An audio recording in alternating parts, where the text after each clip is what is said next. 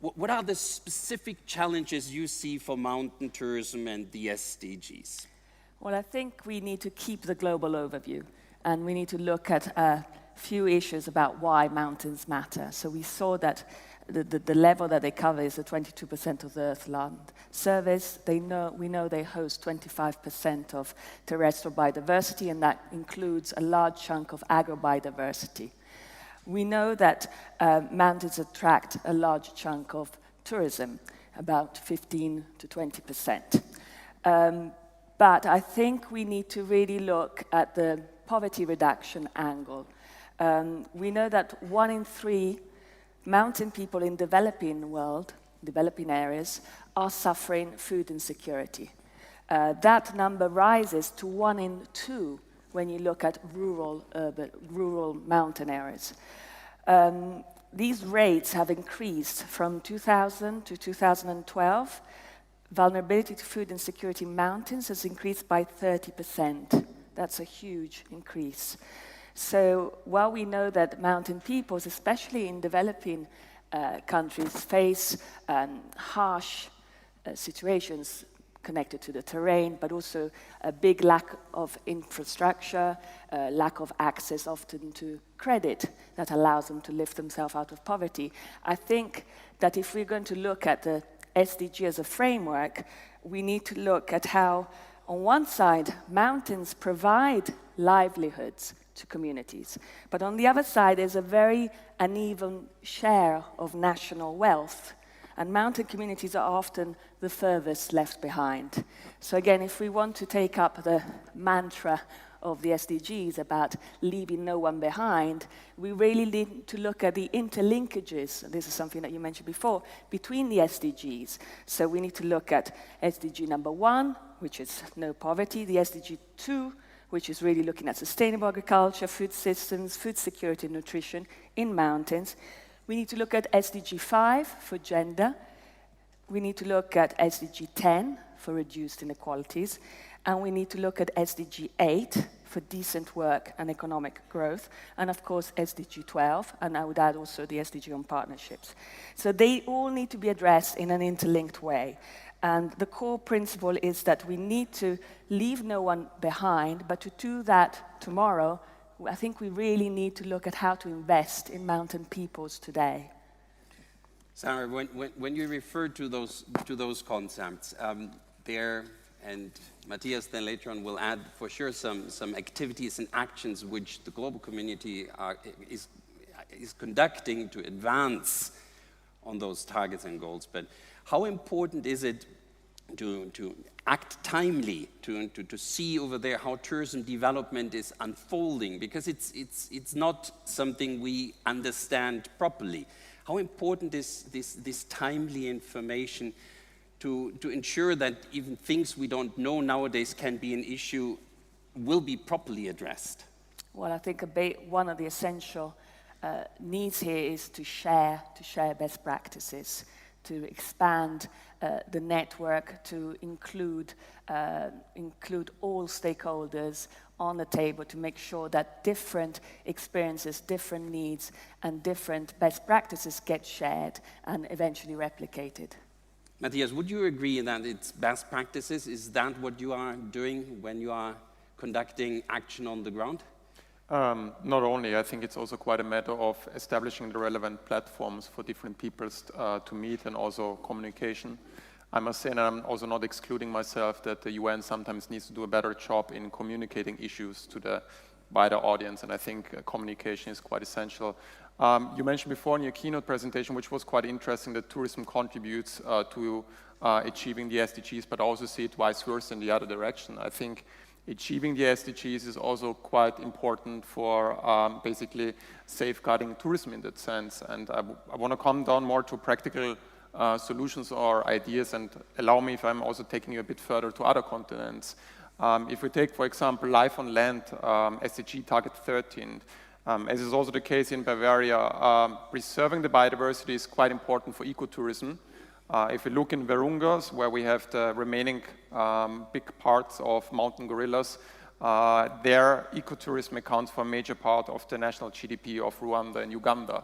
I think in Rwanda you pay $1,500 really just for short gorilla tracking. But you see on the other side there's increasing number of impacts on the habitats of the gorillas because of communities which are coming close to the protected areas because of food security. So there's evidence, for example, that women are coming in within the protected areas with the children, where there's a high possibilities of transfer of diseases with the gorillas. And there's lots of other pressures on the habitats.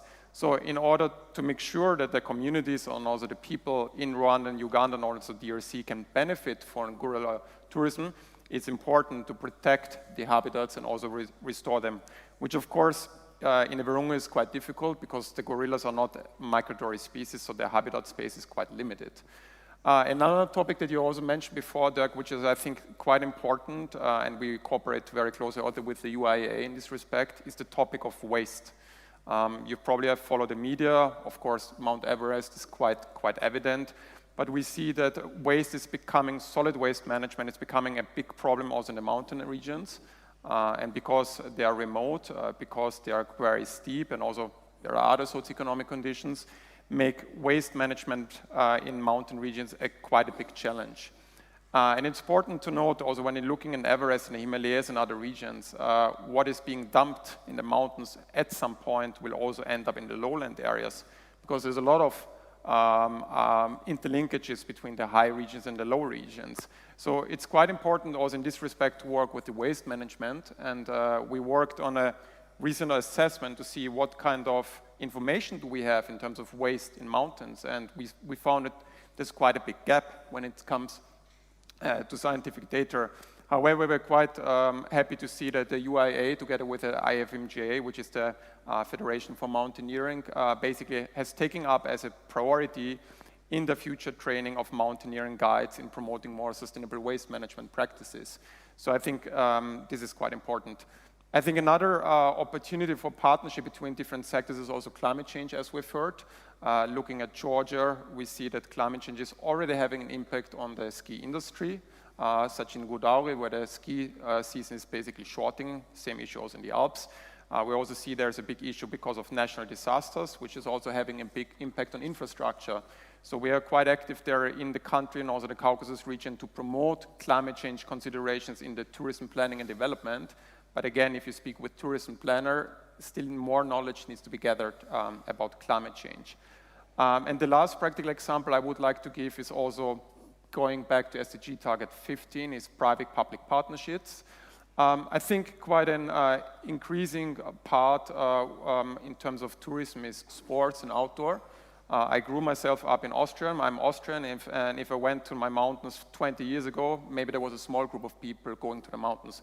But now, as other ministers said, everybody who has even probably flip-flops can go up to a high peak. So we see there's a high pressure coming from the sports and the outdoor sector. And I think also to a certain extent, it's also the sports and outdoor industry, which has a kind of responsibility towards safeguarding mountains. And I'm quite surprised to see there's already quite a lot of happening. If you're looking at Norona, if you're looking at Dynafit, major brands, they're quite active as part of the corporate social responsibility in terms of mountain litter campaigns. Petzl Foundation organized a big summit last year in Chamonix. But we need to make sure this is better communicated again. And I think there's a great potential on working together with the private sector. Let's turn to Michael. Michael, you represent over there a group of very dedicated users of the mountain areas, but at the same time your daily job is researching and investigation. Do you think that the SDGs have reached those groups? Are they familiar with them? Are they familiar with these frameworks? Are they engaging? And what are the typical ways how they would right now support through their action the SDGs? I don't think there's a great awareness of the SDGs. And as you mentioned in your research, only 11% of it is publicly available. And as Matthias said, communication is a huge, huge issue. And while those of us in academia and in development organizations might read our reports, we're not connecting with the user. And we need to look at how do we connect with the user? How do we get them engaged? And it's about the story of the community that we're living in. And as Sara said, it's about the communities in those uplands. The mountains we use, those habitats, a lot of the natural habitat there has been created by farmers, by landowners. And one of the biggest problems we face very, very soon, within 10 years, is there's so much abandonment of land in the mountains by farm communities that nobody else is rushing to manage those landscapes. So we're getting a lot of private goods from public lands. And we need to look at, and there's what I find in training mountaineers, in lecturing young people in environmental and geographical science, is there's a huge willingness, there's a demand for leadership in how do we engage. And it's not just wild animals. We think in nature tourism it's wild animals. People want to connect back with society. They want to look at sheep. Where does our food come from? We've lost that connection with our food process. People want, as the minister said, authenticity. They want value as tourists. Among the climbing community, a lot of research is done. On the UIAA, I set up a project where mountaineers became researchers. They recorded change in the mountains to build to it. I would like to see tourists becoming citizen scientists.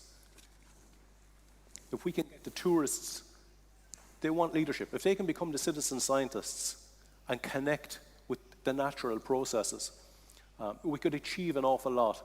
But scientists, the UN, and governments will never change the climate. It's only the people will.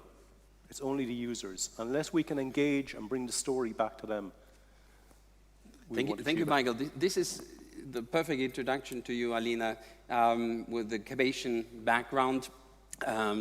Many lessons were learned in the Alpine Convention, and now in the Carpathian you are more recently have started to focus on the use of the natural resources over there and the link to tourism. Would you coincide with what the other panelists have said so far? Communication is something which is overdue, which is needed?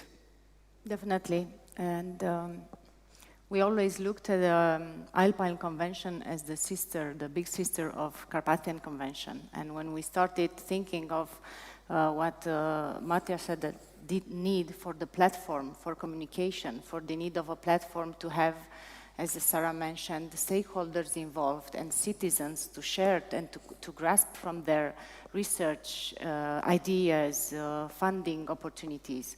So from this need was developed the Carpathian Sustainable Tourist Platform, and from the need to better implementation and monitoring of the protocol on sustainable tourism, the protocol and the strategy on sustainable tourism development of the Carpathians.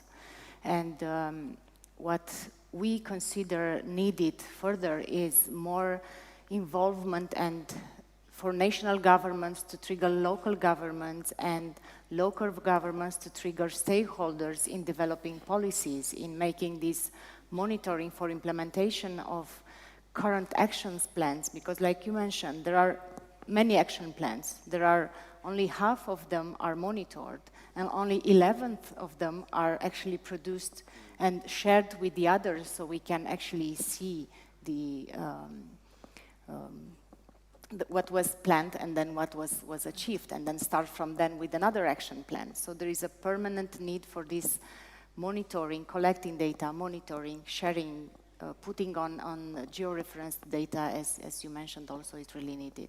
So this is the work we are focused on within the Carpathian Sustainable Tourist Platform, together with the centers in Poland, in Ukraine, and in Romania, but covering the entire Carpathian mountain range as a unique now source for sustainable development, because it's really still unique and in untouched integral areas of cultural heritage and people who are willing to share and to preserve and very proud of their traditions, authenticity.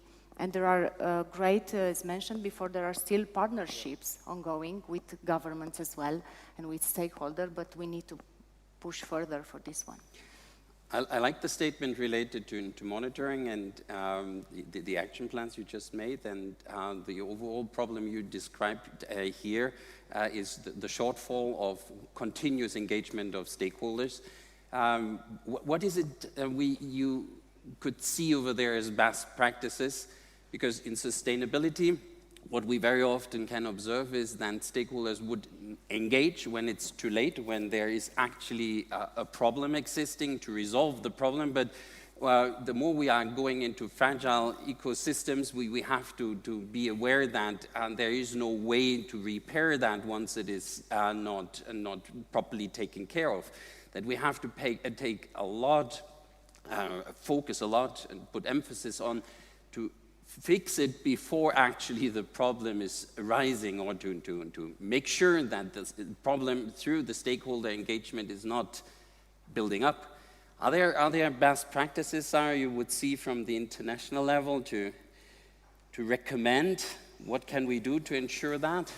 That's a difficult question to answer.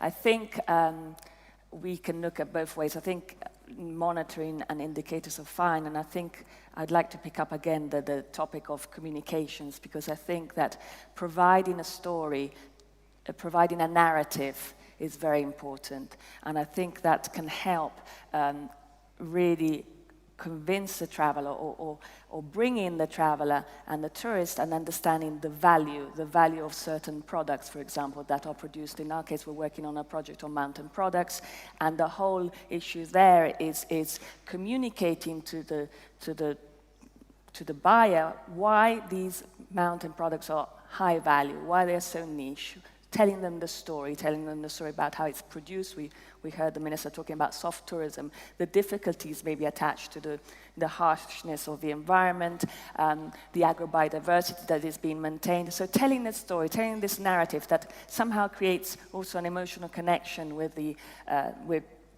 person that will eventually buy the product, or will decide maybe to have a trail which goes through mountain products and farm stays, etc. So I think there's two sides. One is really the narrative, the story, that somehow can also provide support to the global picture. So it's not just a reporting on the indicators. And then there's the more trickier one about reporting on, well, in this case, we're talking about SDGs, reporting on the indicators, which are many. We, as a FAO custodian for the 15.4.2, which is life on land. But I mean, apart from, I don't want to go into details here about the reporting issues, but I think that what we find is that in the case, because we deal with governments, governments are being asked to report a lot. I may say this in my personal opinion, some kind of also fatigue, because they're asking to be reported on SDGs. They have to present their voluntary national reviews at the high level of political forum. There's a whole series of reports that will be presented in September at the UNGA. The Mountain Partnership is also collating inputs from from the Mountain Partnership members, but also from other stakeholders for the sustainable report on the sustainable mountain development, the UNWTO report. And that's really a way to assess, to track the progress at global, but also with some national examples of sustainable mountain development, including also sustainable mountain tourism. And then try and kind of assess the report, assess what comes in, and provide some recommendations, which then are picked up by countries, and at UN level form another resolution on sustainable mountain development. And again, I think the narrative is important. I think that, Michael, you feel appealed by that statement, and I would invite you to reflect on this reporting fatigue. Would you coincide over there? I would, certainly. There is a reporting fatigue. You asked about best practices. Yes. There are mountain research hubs around the world which I suppose gather this, but one of the things we're lacking is the linkage across stakeholders to share that information with them, with each other. But I think we've also, as well as we have individual best practices, I think the consumer of the future, we have to look and see who's the tourist consumer of the future. And what I'd like to see here at this conference was Greta Thunberg, the Swedish teenager who's, through social media, has told her story about climate change. And we need champions like that to champion the future of mountain tourism and make that connection again. The consumers, they want purpose and value in the future, and they want authentic connections with what they have. A lot of people give out about social media and what it's doing to young people, and they're on the hashtag generation, but it's a powerful, powerful tool to sell the message. And I think in the future, for best practice, we have to move away from a one-size-fits-all product. In fact, I would say a one-size-fits-nobody. So you are arguing the case of individual. You're arguing the case that the consumer is an activator Yes, yes. for issues. Yes. Yeah, and at the same time you said before he can be part of the research process. As a citizen scientist, yes. As a citizen scientist, can you just link these two things? I think there's a huge demand amongst young people to reconnect with nature, and some of the speakers already this morning focused on it, that we are animals. We connect with nature. We have an intrinsic, it's in our DNA. We get motivated. We feel uplifted by these landscapes, even around here. And people want to contribute, they want to give something back. And as society changes, even this link for nostalgia, for the past, for traditional processes, where does my food come from? It's not just the supermarket. And if I contribute to the food, will I help this farm family to continue to keep this biodiverse nature that we have? That demand is out there from younger people, and we really have to tap into that. Some of the initiatives I've been involved in, just from a practical point of view, has been showing tourists photographs of particular plants. They can go out with their smartphone and photograph it. It can be recorded, and in one mountain section in Ireland, we've shown tourists have redrawn the map because there weren't enough researchers to get into the mountains. So people there's a huge practical examples out there. Alina, would you coincide over there? Is that the way forward? Yes, I believe it is. And I mentioned before, you asked about good practices. I mentioned that there is a database on sustainable tourism in the Carpathians, which is a collection of guidelines, handbooks, of projects which have been implemented, of projects which are currently running, or on financial instruments to continue working on this process. And within this database, you could find examples of projects such as Insight, integrated slow, green, and healthy tourism. Or you can find projects which have been developed in the national parks, such as Youth on the Top. It's a European and engaging young mountaineers to go explore and share in using the tools, the actual tools now.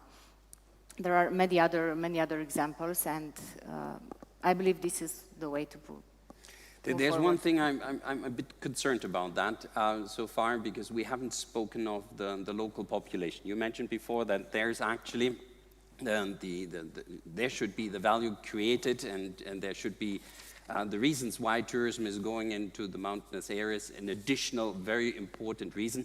And we're speaking right now about products, and we see other products, but we actually must hear what they are saying. What we heard very often is the importance of changing our promotion, no longer just focusing on what we think the consumer wants, but number one is to think what the local population desires to develop to, and promote local DNA.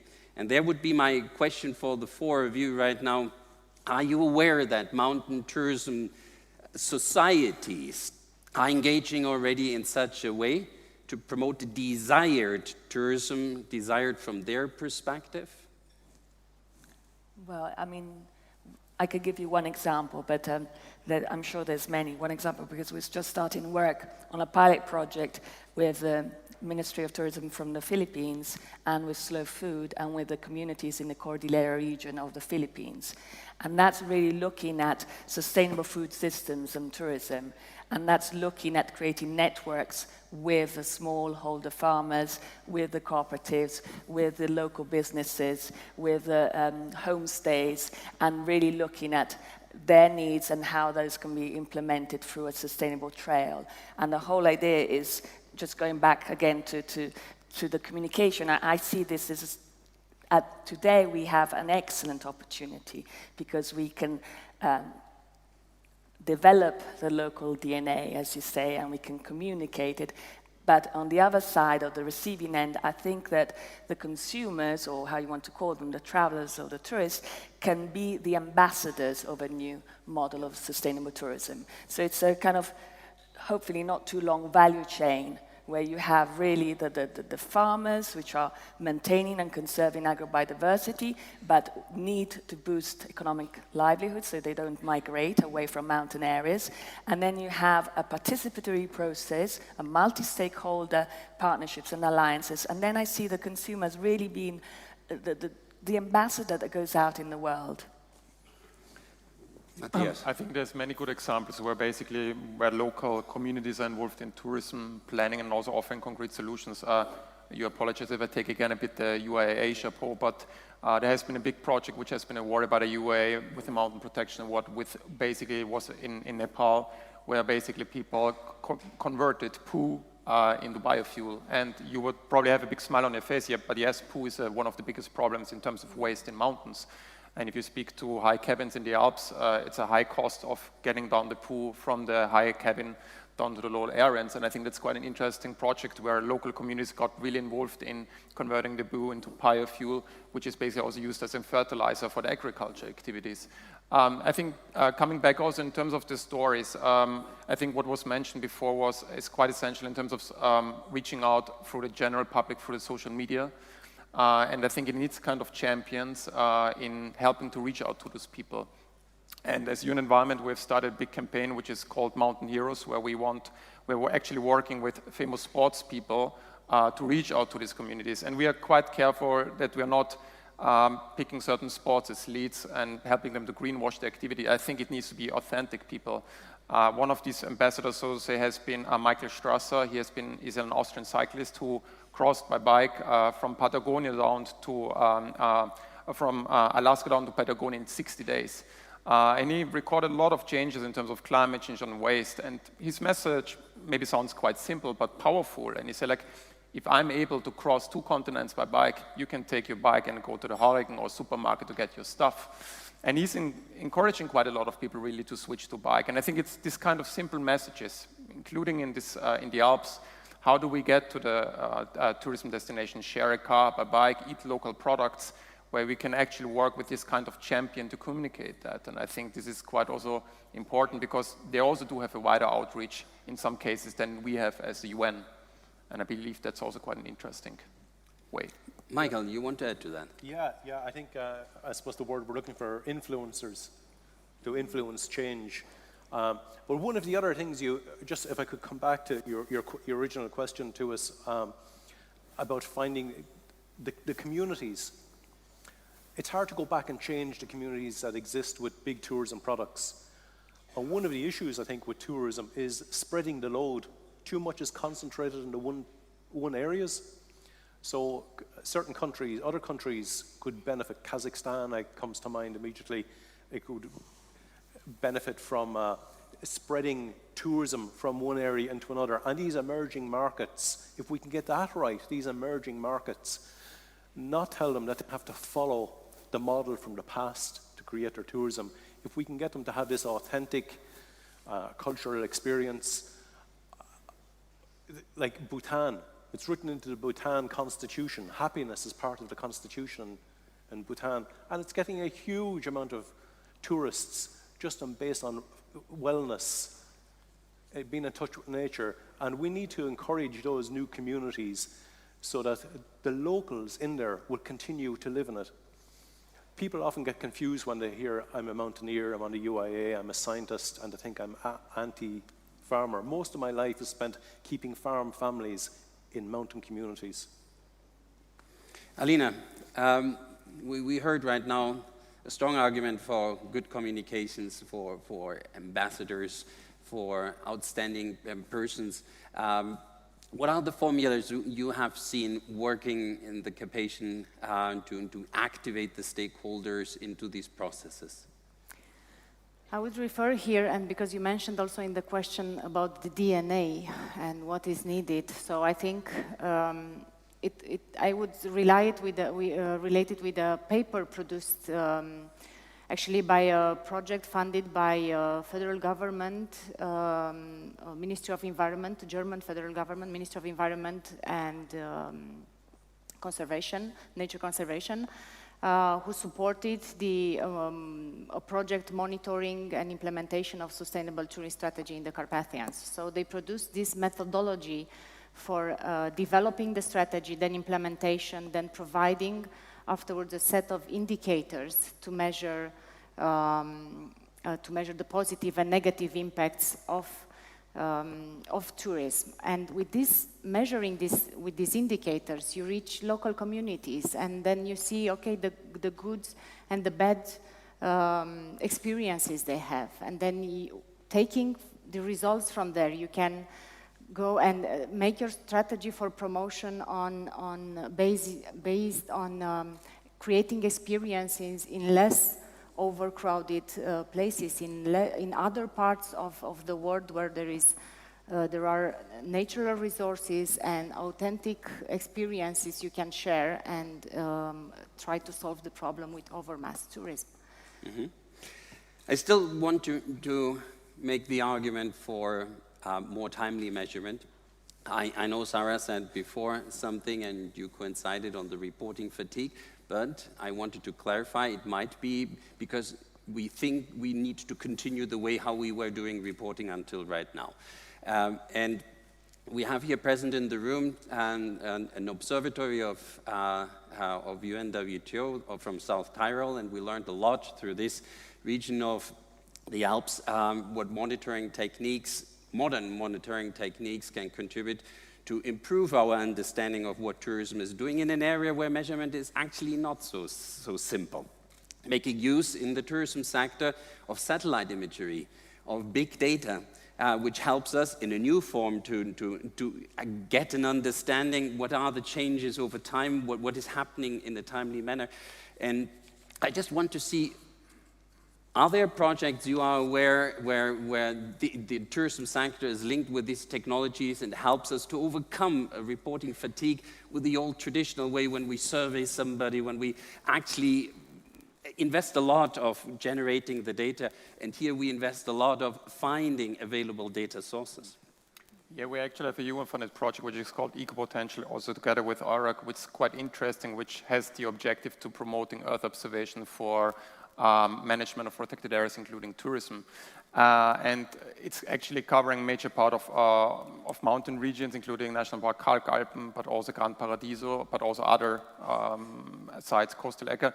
And it was quite interesting to see, because the same problem that we have with regards to the mountain communities, also within those specific sites, there's a huge gap between the people talking to each other. So you got the scientists who do, I don't know, have invested in the last 20 years in the Earth observation data and tools and have actually the data there. But then you have on the other side the national park authorities who are not using the data, and they can actually use it to better manage their park, which in some cases is also a big problem because certain national parks don't have the technical capacity to do so. There are in fact good examples. If you look in Sierra Nevada in space, they have really good examples where they have the capacity, where they're using Earth observation to monitor the impact of climate change on water management, but also tourism, and they can really use it in terms of indicators. So even looking at our home base, so to say, here in Europe, in our back garden, I think a lot more needs to be done in order to strengthen in particular the capacity.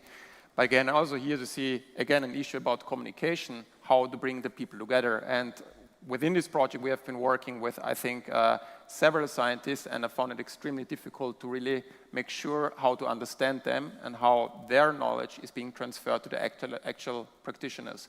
And again, communication is a key issue to bridge that gap. Michael, you belong to one of these communities which very often argues, or we see you as a silo. Are you using information like we just heard from Matthias? We are. We use information constantly to help our remit of safety, sport and sustainability, and to promote sustainability amongst our federations who are the direct users in the local communities. But it's interesting, one of the emerging issues in research, as you said, Derek, it's changing. And now people are researching themselves, their global footprint, their carbon footprint. their air miles. So if we could build in some type of the sustainable development goals into that grassroots level, we could achieve an awful lot. We have loads of data, but it's telling the story of that data and creating the capacity for it to be used, I think is important. I think Sara might. Yeah, and telling the story of data and encourage people to make that data available, widely available, available in such a manner that we can make use from this data at destination level as well, so that we can align our policies and we do not feel the need to collect everything ourselves, but rather to put evidence to the questions we have to answer at those levels. Yes. That would be the story we have to tell, and then later on we have, as Matthias was just saying, this gap of skills, the skills to properly handle this information. It's no longer a question of no data is available, there is not the right person to help me to identify and read out of that the answer to the questions we have. With that, I want to invite you for a very last statement. Where do you see mountain tourism in the year 2050? And I'll give you the reason why I'm asking this question with such a horizon. Because very often we are just tempted to extend our views by a linear perspective, and if we look that far away, then we have a good orientation of what are the challenges, the real challenges we have to address today. You want to start, Matthias? Well, I think it's not an easy question to respond, and it probably depends also on the future of our whole planet if I'm too pessimistic, but I'm optimistic. I think the status that I would like to see is that we're coming back to a kind of more soft sustainable tourism, because what we see in many mountain regions is an extreme flow of mass tourism. And I think a lot of countries are very much at the crossroads, either following the sustainable tourism part or going to mass tourism, because of interoperability of transport modes, in certain countries within an hour, you're from the capital easily in the mountain regions, and even in Austria, you have increasing demands from the local populations to reduce the number of buses going, like in Bad Aussee, where you have increasing number of buses from tourists, which are not even spending a lot of money actually, because they're just maybe staying one day and then making a tour. So my preferred future in the scenario would be in a way that we are coming back to the ways to regulate a bit more the tourism flows in a way that is not so much pressure, which of course you cannot request somebody, okay, not go there, but to think about ways how to promote again, ways of sustainably approaching those areas, because otherwise I think we will have scenarios that we see in many tourism places, no matter if it's in Venice, no matter if it's in the mountain regions, no matter if it's in certain coastal areas, increasing, because we have an increasing population, because we have the prices for traveling are basically decreasing. So there's a lot of opportunities, but we need to see how we can manage all of that together. And I don't have the answer to that question. It's probably more to the tourism experts. Yeah. Michael. Yeah, I agree with Matthias. It's a tough question. 2050, I was trying to count out on my fingers. There's a number of ways you could look at it. You could be really pessimistic and say there'll be no snow and there'll be no glaciers. You could be really optimistic and dream for a utopia you won't get. But I think as a mountaineer, and I think the others would agree, we're realists. So how can we deal with what we have and make it better for the future? I think the future of mountain regions will be rewilding. Mountains are the water towers of the world. 80% of the water in the world comes from mountains. So the bottles of water here started in the mountains. So we're going to have to protect society, we're going to have to protect our water catchments. And I see a synergy and an integration where the new young generation coming up are really aware, the most educated generation on the planet. They know this, they want leadership. And I see direct involvement with wilderness protection, back to a diversity of food products, and there's a huge demand for a diversity of cultures. So I see a bright future for mountain tourism, but I think it will be rewilding, and we cannot have business as usual. Alina. I support both of the messages, and definitely I also see a good future for the mountains in all over the world. If we put lots of effort from now on in education, in having these experiences of ideas, new partnerships, working together. I see culinary experiences, I see soft mobility, lots of experiences for families, because this is how we touch upon education from the very first years of life of children going on the mountains. They have tools, social media being a very accessible and democratic tool. We talked about ambassadors, we talked about famous people, but everybody can be an ambassador today. Any child, any 12-year-old can tweet and can really put at the forefront crucial issues. So I see that as a very democratic process. And I see this will grow and grow. But of course, education is certainly something that has to be invested in. Mountain communities' participation is key. They are the stewards of the mountains, and they need to be involved at all levels, regional, local, national. They're often marginalized in many decisions. And of course, investments goes without saying, and maybe look at innovative ways of financing, maybe look also at equitable financing. There's lots of different schemes that are being produced which favor, in particular, mountain communities and farmers' communities. I thank you all very much for this discussion on generating ideas on how we advance, how we close this implementation gap between policies and actions on the ground. I thank the audience for the patience. A round of applause. Thank you.